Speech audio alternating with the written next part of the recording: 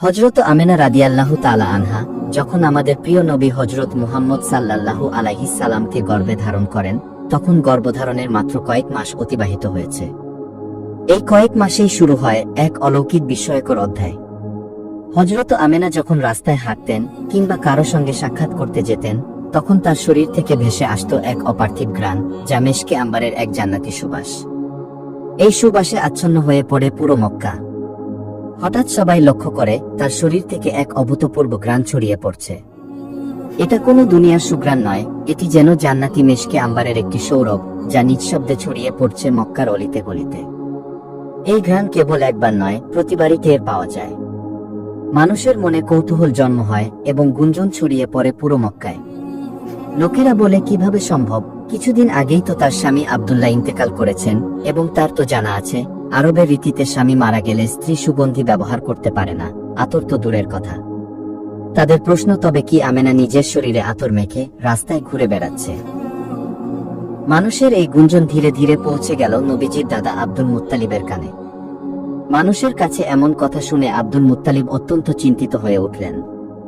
অতঃপর একদিন তিনি বাড়িতে ফিরে নিজের স্ত্রীকে ডেকে বললেন, শোনো, আমার ছেলে আব্দুল্লাহ ইন্তেকাল করেছে, মাত্র কয়েকদিন হয়েছে, কিন্তু আমার পুত্রবধূ আমেনাকে নিয়ে লোকেরা নানা কথা বলছে। লোকেরা বলে আমেনা আতর মেখে রাস্তায় বের হয়, তার শরীর থেকে আতরের গন্ধ ছড়িয়ে পড়ে। এ সম্পর্কে তুমি কি জানো কিছু? তার স্ত্রী গভীরভাবে নিঃশ্বাস নিয়ে বললেন, ওগো স্বামী, তুমি মানুষদের গন্ধ পাওয়ার কথা বলছো, অথচ আমি যখন তার সঙ্গে গোসলখানায় যাই, সে যখন গোসল শেষে বের হয়, তখন সমস্ত ঘর যেন আতরে ডুবে যায়। মনে হয় কেউ যেন গোসলখানায় জান্নাতি মেশকে আম্বর ঢেলে রেখেছে। এত মনোমুগ্ধকর ঘ্রাণ, যা এই মক্কা নগরীতে কোথাও মেলে না। আমি নিজেও তো অবাক হয়ে যাই, আমেনা কোথা থেকে পেল এত অপার্থিব সৌরভ? এই কথার পর আব্দুল মুত্তালিব আর অপেক্ষা করলেন না। তিনি আমেনাকে ডেকে পাঠালেন। আমেনা মাথা নিচু করে হাজির হলেন। অতঃপর আব্দুল মুত্তালিব স্নেহের কণ্ঠে জিজ্ঞাসা করলেন, আম্মাজান, আমার ছেলে মারা যাওয়ার পর আমি তোমার মধ্যে এক পরিবর্তন লক্ষ্য করছি। তুমি কি সত্যি আতর ব্যবহার করো? তোমার এই ঘ্রাণ কোথা থেকে আসে? এই সম্পর্কে তুমি কি আমাদের কিছু বলতে চাও? এই প্রশ্ন শুনে হযরত আমেনার চোখ বেয়ে অশ্রু ঝরতে লাগল। তিনি কাঁপা কণ্ঠে বলতে লাগলেন, আব্বাজান, অনেকদিন ধরে বলতে চাইছিলাম, বলা হয়ে উঠছিল না, কিন্তু আজকে যখন আপনি নিজেই জানতে চাইছেন, তখন না বলেও পারছি না। আব্বাজান, আমি কোনো আতর ব্যবহার করি না, কোনো সুগন্ধি মাখি না, কিন্তু যেদিন থেকে আমার গর্ভে আপনার পুত্র আব্দুল্লাহর সন্তান এসেছে, সেদিন থেকে আমি অনুভব করি যেন আমার শরীরটাই মেশকে আম্বারে পরিণত হয়ে গেছে। হযরত আমেনা আরো বললেন, আব্বাজান, শুধু এটুকুই নয়, আমি আরো অনেক আশ্চর্য ঘটনা অনুভব করেছি। আজকে আমি সবকিছুই বলতে চাই। এক রাতে আমি শুয়ে আছি, হঠাৎ দেখি ঘরের মধ্যে 4 জন রমণী প্রবেশ করেছেন। তাদের চেহারায় ছিল নূরের ঝলক। তারা আমার দিকে তাকিয়ে বললেন, চুপ থাকো, কথা বলবে না। আমি বিস্ময়ে চুপচাপ তাকিয়ে রইলাম। তাদের মধ্যে 3 জনের পরিচয় আমি জেনেছি, কিন্তু একজনের নাম জানি না। প্রথমজন ছিলেন হযরত ঈসা আলাইহিস সালামের মা, হযরত মারিয়াম আলাইহিস সালাম। দ্বিতীয় জন ছিলেন ফেরাউনের স্ত্রী, হযরত আসিয়া আলাইহিস সালাম। তৃতীয় জন ছিলেন হযরত মুসা আলাইহিস সালামের বোন কুলসুম। তারা আমার কপালে ও গালে চুম্বন করলেন, তারপর বললেন, আমরা তোমার জন্য হাদিয়া নিয়ে এসেছি। তারা আমাকে 3টি ফুল দিয়ে গেলেন, সেই ফুলগুলো এখনো আমার ঘরে যত্নে রাখা। তারা আমাকে বললেন, আমেনা, তোমার গর্ভে এখন যে রয়েছেন, তিনি আখিরি জামানার নবী, দোজাহানের সর্দার হাবিবুল্লাহ হযরত মুহাম্মদ সাল্লাল্লাহু আলাইহিস সালাম। তোমাকে আমরা শুধু এই সুসংবাদ দিতে এসেছি।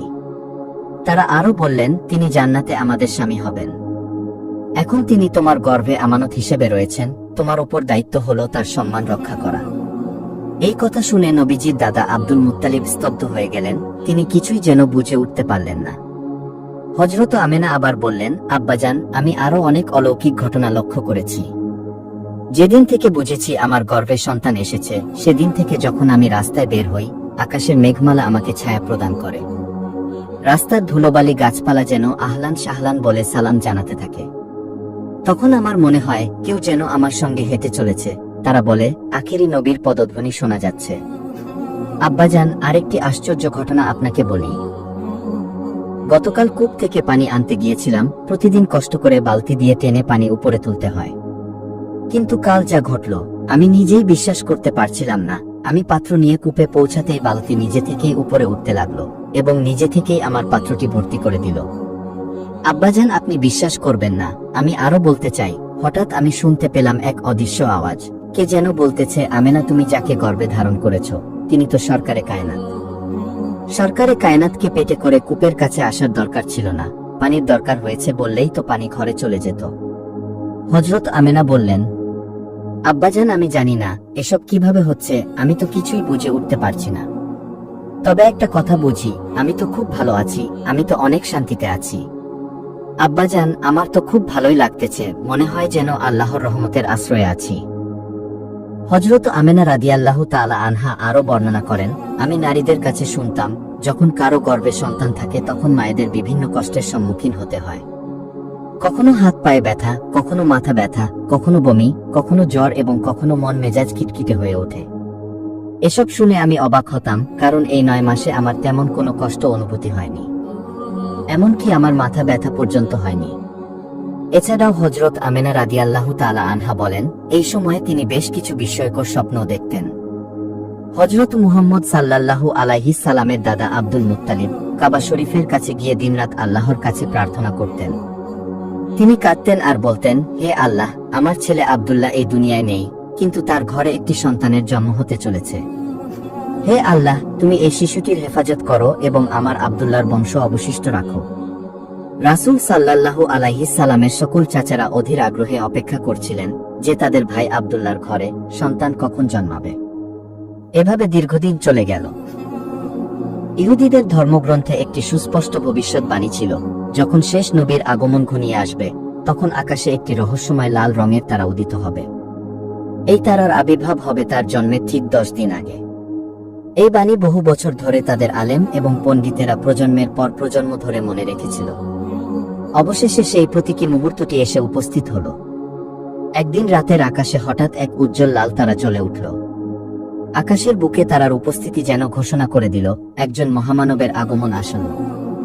ইহুদি জাতির মধ্যে এ ঘটনা নিয়ে চাঞ্চল্য ছড়িয়ে পড়ে। তাদের আলেমরা মানুষদের একত্র করলেন এবং বললেন, এটি সেই লাল তারা, যার অর্থ হচ্ছে শেষ নবী পৃথিবীতে আগমন করতে যাচ্ছেন আর মাত্র 10 দিন বাকি আছে। অতএব তোমরা এখনই মদিনায় গিয়ে খোঁজ করো, সেখানে এমন কোনো নারী আছেন কিনা যার সন্তান জন্মের সময় এসেছে। ইহুদি দল মদিনায় গিয়ে খোঁজ খবর নিতে লাগল। তারা একে একে সব গর্ভবতী নারীর অবস্থা জানল, কিন্তু তারা অবাক হয়ে দেখল সেখানে কেউ এমন অবস্থায় নেই যার সন্তান জন্ম মাত্র 10 দিনের মধ্যে হবে। অনেকে বললেন তাদের সন্তান জন্মাবে 2 মাস পর, আবার অনেকে বললেন এখনো 3 মাস বাকি। তখন হতাশ হয়ে তারা আবার ফিরে এসে তাদের আলেমদের জানালো, মদিনায় এমন কাউকে পাওয়া যায়নি। তখন আলেমরা বললেন, তাহলে এবার মক্কায় যাও এবং অনুসন্ধান করো সেখানে। ইহুদি অনুসন্ধানকারী দল মক্কায় রওনা দিল। মক্কায় এসে তারা প্রতিটি গৃহের প্রতিটি পরিবারের খোঁজ নিতে লাগলো। কিছু সময় পর তারা জানতে পারল মক্কায় 5টি পরিবারের সন্তান জন্ম হওয়ার সময় ঘনিয়ে এসেছে। তারা আরো গভীরভাবে অনুসন্ধান করে বের করল এদের মধ্যে একটি পরিবারে এমন একটি শিশু জন্মাবে যার পিতা আর বেঁচে নেই। এই খবর শুনে তারা স্তব্ধ হয়ে গেল। লোকেরা বলল, আব্দুল মুত্তালিবের একজন পুত্র ছিল, তার নাম আব্দুল্লাহ। কিছু মাস আগে তিনি ইন্তেকাল করেছেন। তার স্ত্রী গর্ভবতী এবং শীঘ্রই সন্তানের জন্ম হবে। এটা শুনে ইহুদিরা যেন হঠাৎ পাথরের মতো ভারী হয়ে গেল। তাদের মুখে হতাশার ছাপ দেখা যাচ্ছে, চোখে যেন অশ্রু। তারা কাঁদতে কাঁদতে তাদের আলেমদের কাছে ফিরে গেল এবং বলল, হায় আফসোস, নবুয়াতের আলো আর আমাদের জাতির মধ্যে থাকতেছে না। তা চলে গেছে মক্কার দিকে, একটি গরিব পরিবারের এতিম শিশুর দিকে। এভাবে দিন অতিবাহিত হতে লাগল। সেই গৌরবের মুহূর্তের অপেক্ষায় যেন আকাশ বাতাস, পাক পাখালি, এমনকি প্রতিটি জীব অধীর হয়ে উঠল। একটি অলৌকিক আশায় সমস্ত সৃষ্টি যেন দুলে উঠল। অবশেষে সেই মহিমান্বিত রাত এসে গেল, যেই রাতের জন্য সৃষ্টি জগৎ প্রতীক্ষায় ছিল আদিকাল থেকে। আজকে জন্ম নেবেন তিনি, যার আলো যুগের অন্ধকার কেটে যাবে। আজকে জন্ম নেবেন সেই মহান ব্যক্তি যার কারণে এই মহাবিশ্বের সৃষ্টি হয়েছে। রাত হয়ে এসেছিল তখন হযরত আমিনা রাদিয়াল্লাহু তাআলা আনহার পেটে হালকা ব্যথার অনুভূতি হয় এবং তিনি বুঝতে পারলেন যে হয়তো আজই আমার শিশুর জন্ম হতে চলেছে। তিনি আব্দুল মুত্তালিবকে এই কথা জানালেন। নবীজির দাদা আব্দুল মুত্তালিব তার মহল্লার শিফা নামের একজন মহিলাকে ডেকে বললেন, আজ রাতে তুমি আমিনার কাছে থাকো, কারণ আমার ছেলে আব্দুল্লাহর ঘরে আজ এক শিশুর জন্ম হবে। রাত গভীর হতে লাগলো, চাঁদও যেন নীরবে মেঘের আড়ালে লুকিয়ে গেল। হযরত আমিনা বলেন, যে রাতে আমার সন্তানের জন্ম হলো সেই রাতে আমাদের বাড়িতে এমন দরিদ্র ছিল যে আমাদের কাছে প্রদীপ জ্বালানোর তেলও ছিল না। এই দরিদ্রতার মধ্যেই আমাদের প্রিয় নবী হযরত মুহাম্মদ সাল্লাল্লাহু আলাইহিস সালাম এই পৃথিবীতে আগমন করলেন। সেই রাতে আব্দুল মুত্তালিব ও তার ছেলেরা বাড়ির বাইরে বসেছিলেন, যেন তাদের ভাই আব্দুল্লাহর স্ত্রীর সঙ্গে কোনো কিছু ঘটে গেলে তারা যেন তাৎক্ষণিক চিকিৎসার ব্যবস্থা করতে পারেন। সমস্ত রাতে কেউই ঘুমাননি, রাত কেটে যাচ্ছিল, চারপাশ ছিল অন্ধকার। ভোরের সময়ে হযরত আমিনার পেটে আবার হালকা ব্যথা অনুভূতি হলো। তিনি বুঝতে পারলেন জন্মের সময় ঘনিয়ে এসেছে। তিনি শিফাকে ডেকে বললেন, আমার ব্যথা হচ্ছে। 1 ঘন্টা অপেক্ষা করার পর ভোরের আলো ফোটার কিছুক্ষণ আগেই আমাদের প্রিয় নবী হযরত মুহাম্মদ সাল্লাল্লাহু আলাইহিস সালাম পৃথিবীতে আগমন করলেন। রাসূল সাল্লাল্লাহু আলাইহিস সালামের জন্মের পর 3টি অদ্ভুত ঘটনা ঘটেছিল, যা দেখে শিফাও বিস্ময়ে হতবাক হয়ে গেল। প্রথমত, সাধারণত শিশুর জন্মের পর শিশুর নাড়ি তার মায়ের সাথে সংযুক্ত থাকে, কিন্তু আমাদের প্রিয় নবী সাল্লাল্লাহু আলাইহিস সালামের নাড়ি তার মায়ের সাথে কোনোভাবেই যুক্ত ছিল না। দ্বিতীয়ত, শিশুর জন্মগ্রহণের সময় তার সঙ্গে স্বাভাবিক কিছু চিহ্ন বা রক্তের দাগ আসে, কিন্তু আমাদের প্রিয় নবী সাল্লাল্লাহু আলাইহিস সালামের জন্মের সময় তার সঙ্গে এক ফোঁটাও রক্ত বা তরল আসেনি। তৃতীয়ত, সাধারণত ছেলে শিশুর জন্মের পরবর্তী সময় তার খাতনা করা হয়, কিন্তু আমাদের প্রিয় নবী সাল্লাল্লাহু আলাইহিস সালামের জন্মের সময় মায়ের পেটেই তার খাতনা সম্পন্ন হয়ে যায়, পৃথিবীতে তার খাতনা করতে হয়নি। এই 3টি বিষয় দেখে শিফা আতঙ্কিত হয়ে পড়লেন এবং তিনি হযরত আমেনা রাদিয়াল্লাহু তাআলা আনহার কাছে বললেন, আমি আমার জীবনে এমন শিশুর জন্ম দেখিনি। শিফা তখন নবী করিম সাল্লাল্লাহু আলাইহিস সালামকে কোলে নিয়ে মাটিতে শোয়ালেন। তখন তিনি হঠাৎ নিজের অবস্থান পরিবর্তন করে সিজদায় চলে গেলেন। এটি দেখে হযরত আমেনা রাদিয়াল্লাহু তাআলা আনহা বিস্মিত হয়ে গেলেন। নবী করিম সাল্লাল্লাহু আলাইহিস সালাম অনেকক্ষণ সিজদায় ছিলেন এবং তারপর মাথা তুলে আকাশের দিকে আঙ্গুল তুলে ইঙ্গিত করলেন, যেন সবাইকে জানিয়ে দিলেন যে এই সৃষ্টির অধিপতি কেবল একমাত্র আল্লাহ তাআলা। হযরত আমেনা রাদিয়াল্লাহু তাআলা আনহা বলেন, আমি আমার শিশুকে কোলে নিয়েছিলাম, তখন হঠাৎ আমি দেখতে পেলাম আকাশের তারা যেন একে একে পৃথিবীর দিকে ধাবিত হচ্ছে। মনে হচ্ছিল যেন আকাশ নিজেই নেমে আসছে আমার ঘরের ছাদের উপর। এমন সময় একটি টুকরো মেঘ ধীরে ধীরে আমার কক্ষে প্রবেশ করল, আর আমার কোলে থাকা শিশুটিকে আলতো করে সেই মেঘ তার ভেতরে নিয়ে নিল।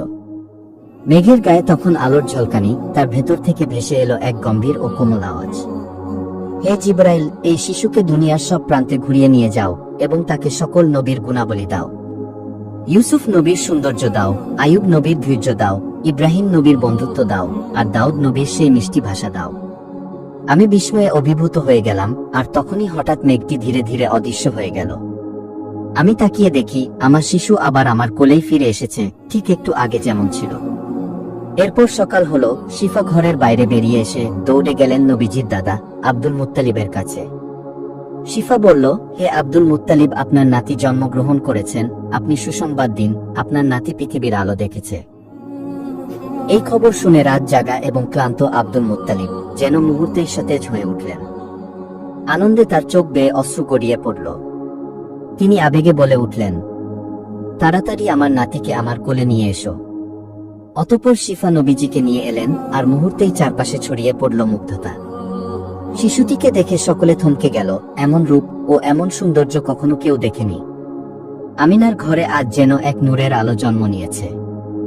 নবীর সব চাচারা তখন আনন্দে উচ্ছ্বাসিত। আর এদিকে আবুল আহাবের দাসী সুয়াইবা ছুটে গিয়ে আবুল আহাবকে জানালো, হে আবুল আহাব, আপনার ভাতিজা জন্ম হয়েছে।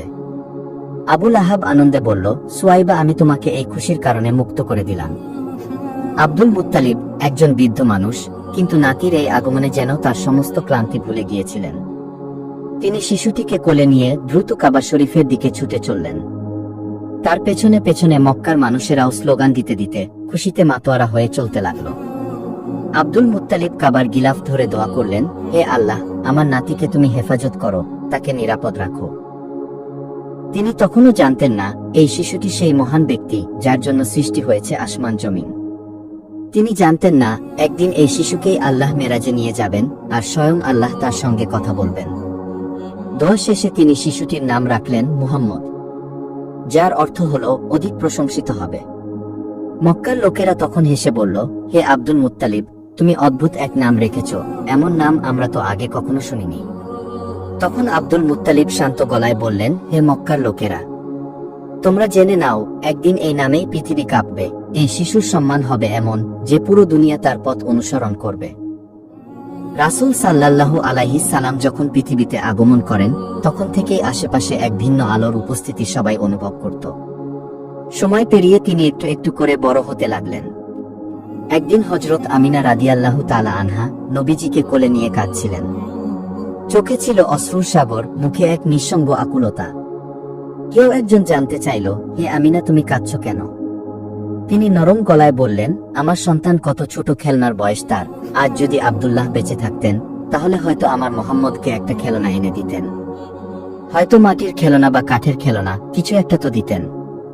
আমার সন্তান হেসে খেলতো, আর এখন ওর বাবা নেই, আর কেউ কিছু নিয়ে আসে না। ঠিক তখনই আকাশ থেকে এক অদ্ভুত নুরানি আওয়াজ ভেসে এলো, হে আমিনা, দুনিয়ার মানুষ কোনো খেলনা দিলে তা মাটির, কাঠের কিংবা প্লাস্টিকের খেলনা দিত, কিন্তু তোমার কোলে যে শিশু আছে সে তো আল্লাহর হাবিব। আমি কি তাকে মাটির খেলনায় খুশি করব? আমিনা, তুমি তাকে উঠানে রেখে দোলনায় শুইয়ে দাও। আব্দুল মুত্তালিব বলেন, আমি আমার প্রিয় নাতি মুহাম্মদকে কোলে করে উঠানে এনে দোলনায় শুইয়ে দিলাম। কিছুক্ষণ পর চোখ তুলেই দেখি এক বিস্ময়কর দৃশ্য। আকাশের চাঁদ আর অসংখ্য তারা ধীরে ধীরে নিচের দিকে নেমে আসছে। মনে হলো এই বুঝি আমার নাতির উপর পড়ে যাবে। কিন্তু হঠাৎ তারা থেমে গেল। আমি অবাক হয়ে দেখি, আমার নাতি যখন মাথা নাড়ে তখন আকাশের চাঁদ নড়ে। সে যখন ছোট্ট পা দুটো নাড়াচ্ছেন তখন আকাশের তারাগুলো যেন দুলে উঠছে। আল্লাহ যেন বলছেন, আমি আমার প্রিয় বন্ধুর জন্য দুনিয়ার খেলনা নয়, বরং আসমানের চন্দ্রতারাকেই খেলার সাথী বানিয়ে দিয়েছি। অন্য একদিন হযরত আমিনা আবারও কাঁদছিলেন এবং বুকভরা ব্যথা নিয়ে কিছু কথা বলতেছে। আজ যদি মুহাম্মদের বাবা আব্দুল্লাহ থাকতেন, তাহলে আমার সন্তানকে কোলে নিয়ে হয়তো মেলায় যেতেন, তায়েফে যেতেন, মদিনায় নানা বাড়িতে নিয়ে যেতেন। কিন্তু আমার সন্তান একা, কেউ ওকে কোথাও নিয়ে যায় না, সব সময় আমার কোলে পড়ে থাকে। তখন আবার সেই চিরচেনা রহমতের আওয়াজ ভেসে এলো, হে আমিনা, তুমি কি জানো তোমার সন্তানের সফর কি হবে? যদি তার পিতা বেঁচে থাকতেন, তবে বড়জোর তায়েফ, মক্কা বা মদিনা পর্যন্ত নিয়ে যেতেন। কিন্তু আমি আল্লাহ, যাকে বানিয়েছি সমস্ত সৃষ্টির জন্য রহমত, আমি তাকে এক রাতেই মক্কা থেকে বাইতুল মুকাদ্দাসে নিয়ে সেখান থেকে সপ্ত আসমান পেরিয়ে সিদরাতুল মুনতাহা পর্যন্ত নিয়ে যাব। আমি তাকে জান্নাত ও জাহান্নাম দেখিয়ে আরশে আজিমে আমার পাশে বসিয়ে নিজ হাতে সালাম জানাবো। তোমাকে কথা দিলাম। এই সফর শুধু পৃথিবীর নয়, এই সফর আসমান সমূহের, এই সফর হাবিবের মর্যাদার, এই সফর কেবল মুহাম্মদের জন্য। আল্লাহ তাআলা পবিত্র কোরআনে বলেছেন, আমি তো তোমাকে বিশ্ববাসীর জন্য রহমত হিসেবেই প্রেরণ করেছি। সূরা আম্বিয়া আয়াত 107। শেষ নবী হযরত মুহাম্মদ সাল্লাল্লাহু আলাইহিস সালাম পৃথিবীর জন্য রহমত হিসেবে এসেছেন। প্রসিদ্ধ বর্ণনা অনুযায়ী মহানবী হযরত মুহাম্মদ সাল্লাল্লাহু আলাইহিস সালাম 570 খ্রিস্টাব্দের 12 রবিউল আওয়াল সোমবার শুবে সাদিকের সময় পবিত্র মক্কা নগরীর কুরাইশ বংশের হাশিমি গোত্রে জন্মগ্রহণ করেন। নবীজির জন্মের আগে বেশ কয়েক বছর আরবে দুর্ভিক্ষ দেখা দিয়েছিল। তার জন্মের বছরে আরবের সেই দুর্ভিক্ষ কেটে যায়। আরবের ঘরে ঘরে আনন্দের ফাগুনধারা বইতে থাকে। যেহেতু একই বছরে কুরাইশরা আব্রাহার বিশাল হস্তি বাহিনীর বিরুদ্ধে জয়লাভ করেছিল এবং দুর্ভিক্ষ থেকে পরিত্রাণ পেয়েছিল, তাই বছরটিকে আরবেরা সানাতুল ফাতহ ওয়াল ইবতিহাজ বা বিজয় ও আনন্দের বছর নাম দিয়েছিল। রাসূল সাল্লাল্লাহু আলাইহিস সালামের জন্মের বছর আরও অনেক অলৌকিক ঘটনা, নবীজির শৈশব, নবুয়তের প্রাপ্তি এবং তার মিরাজে গমন নিয়ে আগামী পর্বে আলোচনা করব। ভিডিওটি ভালো লাগলে অবশ্যই লাইক, কমেন্ট করে শেয়ার করে দিবেন। আজকের মতো এখানেই বিদায় জানাচ্ছি। সবাই ভালো থাকবেন, সুস্থ থাকবেন।